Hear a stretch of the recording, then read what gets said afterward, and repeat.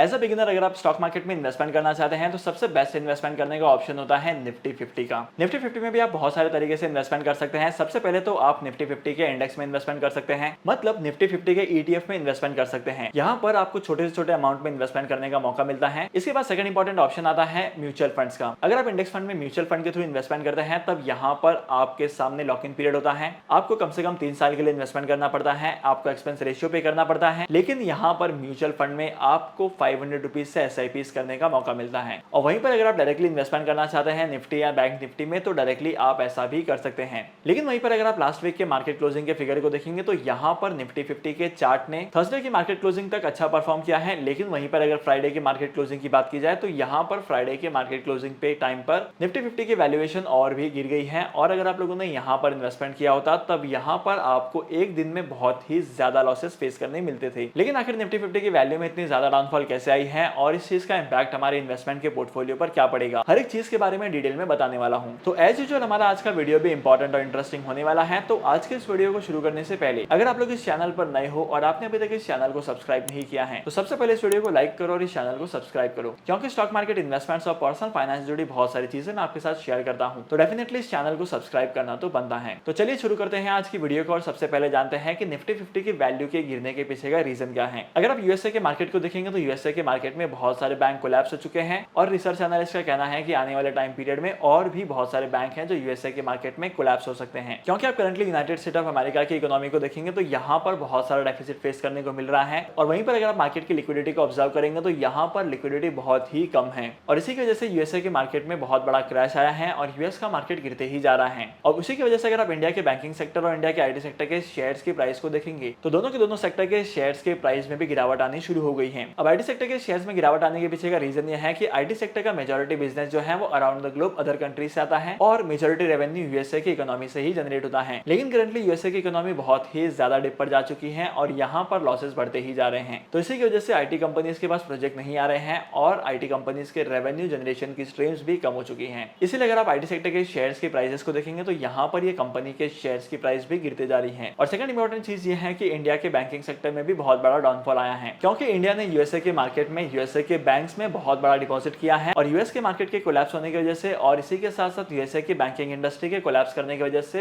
Indian bank पर बहुत ज्यादा इंपैक्ट पड़ा है और इंडिया की लिक्विडिटी भी कम हो चुकी है। और वहीं पर अगर मंडे की मार्केट ओपनिंग की बात की जाए तो यहाँ पर निफ्टी 50 की जो वैल्यूएशन है ये मंडे के मार्केट क्लोजिंग पर और भी ज्यादा गिर सकती है, क्योंकि अगर आप करंटली मार्केट की कंडीशन को देखेंगे तो करंटली मार्केट की कंडीशन जो है वो बहुत ही ज्यादा नेगेटिव है। लेकिन सबसे बड़ा सवाल तो ये है कि ऐसी कंडीशन में भी क्या आपको इन्वेस्टमेंट करना चाहिए और अगर आपको इन्वेस्टमेंट करना चाहिए तो कितने टाइम पीरियड के लिए इन्वेस्टमेंट करना चाहिए, इसके बारे में भी जान लेते हैं। अगर आप लोग स्टॉक मार्केट में लॉन्ग टर्म में इन्वेस्टमेंट करने की प्लानिंग कर रहे हैं तो ये बहुत ही अच्छी बात है और यहाँ पर आपको लॉन्ग टर्म में काफी अच्छे रिटर्न्स कमाने को मिलेंगे। क्योंकि अगर आप करंट लेवल पर देखेंगे तो करंट लेवल में मार्केट में आईटी सेक्टर की कंपनीज और बैंकिंग के शेयर्स में और इसी के साथ साथ निफ्टी 50 की वैल्यूएशन में भी बहुत ज्यादा गिरावट देखने को मिली है। और दुनिया के सक्सेसफुल इन्वेस्टर वॉरेन बफेट भी यही कहते हैं कि अगर आपको स्टॉक मार्केट में इन्वेस्टमेंट करना है, किसी भी मल्टीबैगर कंपनी के शेयर्स में इन्वेस्टमेंट करना है, तब वहां पर आपको उस टाइम का इंतजार करना है जब उस कंपनी के शेयर्स की प्राइस गिरने लगी। तो डेफिनेटली अगर आप स्टॉक मार्केट में इन्वेस्टमेंट करना चाहते हैं, निफ्टी 50 में इन्वेस्टमेंट करना चाहते हैं तो आपके लिए इन्वेस्टमेंट करने का बहुत ही सही टाइम है। डीमैट अकाउंट ओपन करने का लिंक आपको डिस्क्रिप्शन में मिल जाएगा, वहां पर जाकर आप डीमैट अकाउंट ओपन कर सकते हैं और स्टॉक मार्केट में इन्वेस्टमेंट करना स्टार्ट कर सकते हैं। तो फिर मिलते हैं अगली वीडियो में नए टॉपिक के साथ, एक इंटरेस्टिंग टॉपिक के साथ। तब तक के लिए signing off, happy investing and good bye.